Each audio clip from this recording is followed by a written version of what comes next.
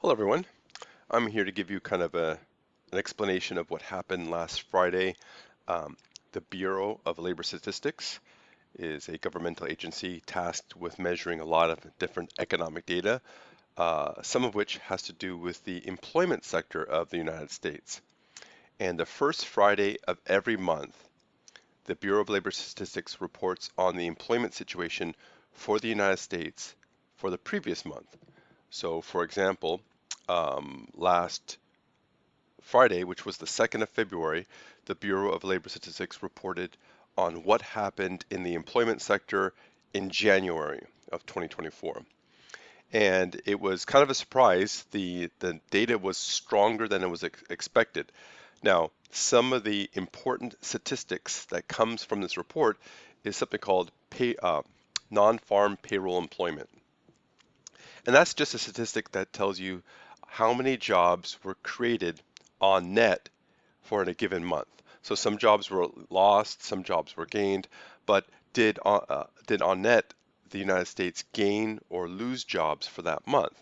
Now the consensus estimate, meaning the average guess or forecast by economists, was for a job gain, net gain of about 150,000 jobs in a month.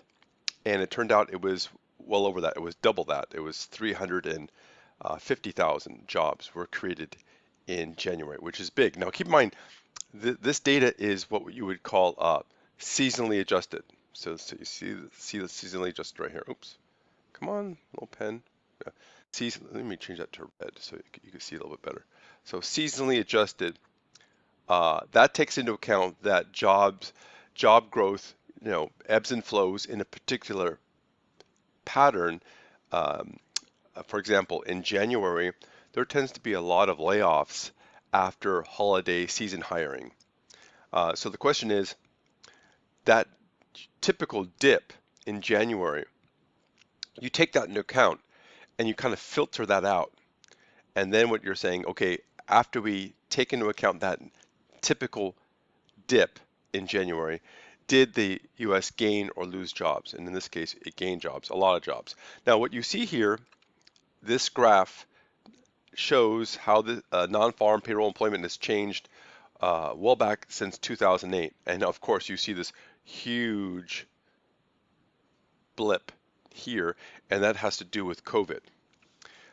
You see that when we went into lockdown for the economy, we lost a lot of jobs. And keep in mind, this is in thousands. So this means this is 5 million jobs, 10 million jobs, 15, 20 million. So at one point around January 2020, the United States lost on net 20 million jobs in 1 month.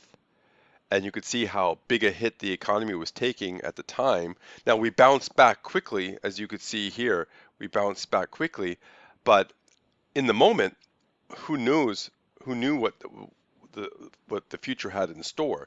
This was a very scary time. And you can see here, this is zero line right here. This is the zero line. And you can see here we've had positive job growth pretty much since we came out of lockdown. Now I'm going to show you another statistic.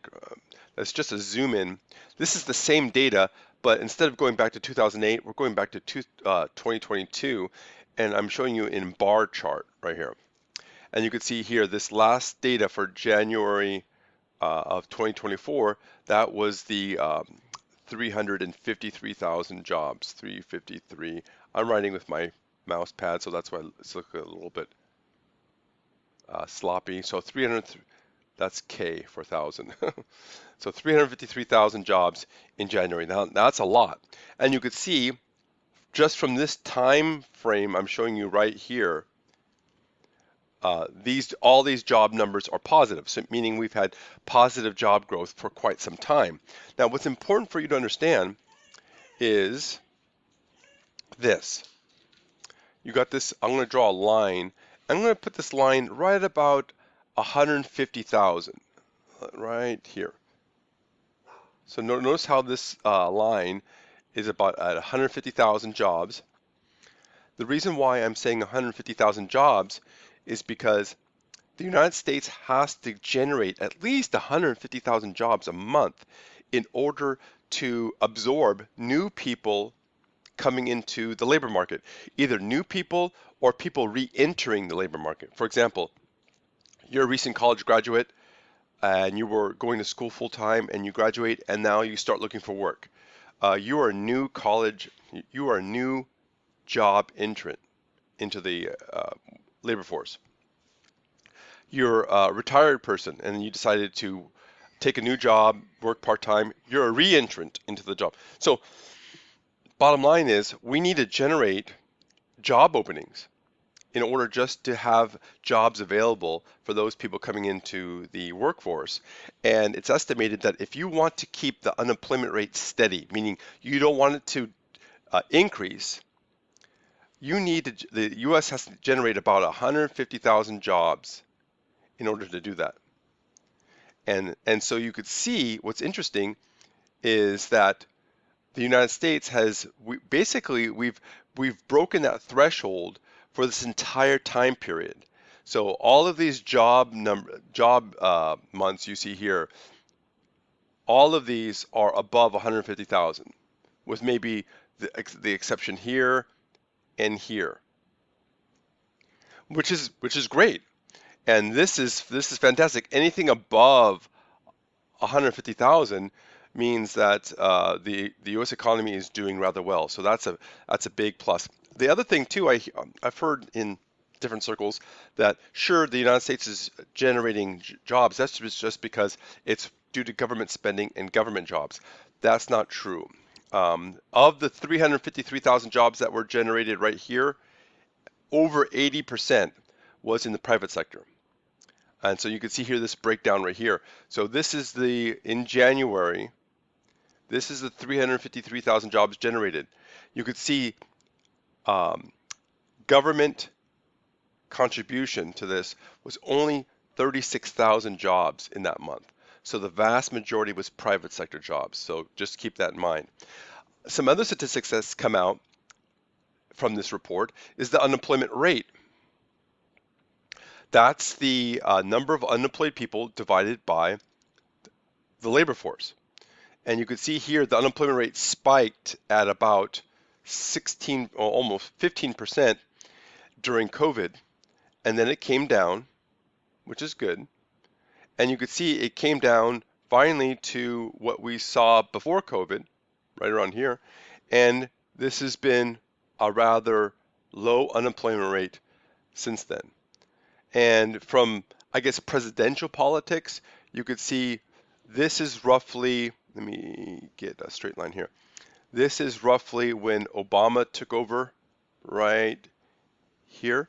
You could see the unemployment rate was rising.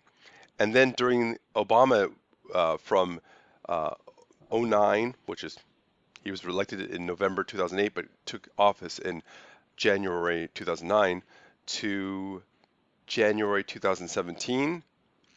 So this is Obama years, and you could see it's come down considerably.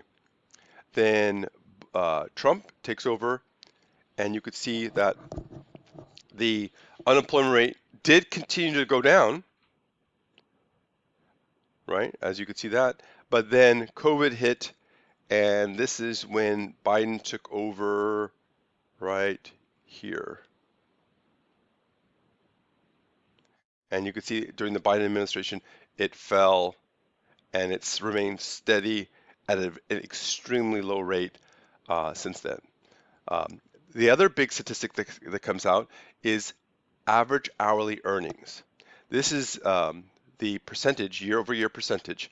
And you can see prior to COVID, so this is prior to COVID right here, you could see the growth, annual growth, was somewhere between 2 to 4%, right? Which is modest for growth in earnings. And you can see we see these wild fluctuations during COVID. But what's positive here is since COVID, it's fluctuated between 4% at the low end and 6% at the upper end.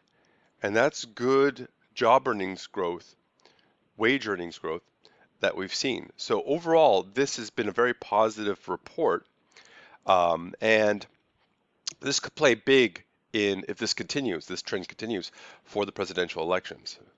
Incumbent presidents tend to do well when the economy is doing well. Now, keep in mind, inflation is a big factor. Inflation, I'll cover in when the latest report comes out. That's also reported by the Bureau of Labor Statistics. And you could see that there could be concerns that because um, workers are earning more in terms of the percent increase, that could cause costs to go up, labor costs, and it could cause inflation to pick up as a result. But that could be counteracted if you have a big pickup in labor productivity.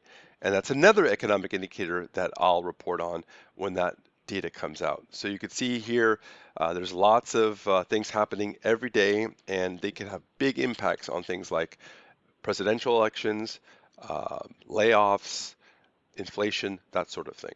So please leave your comments in the comment section below, and I will talk to you later.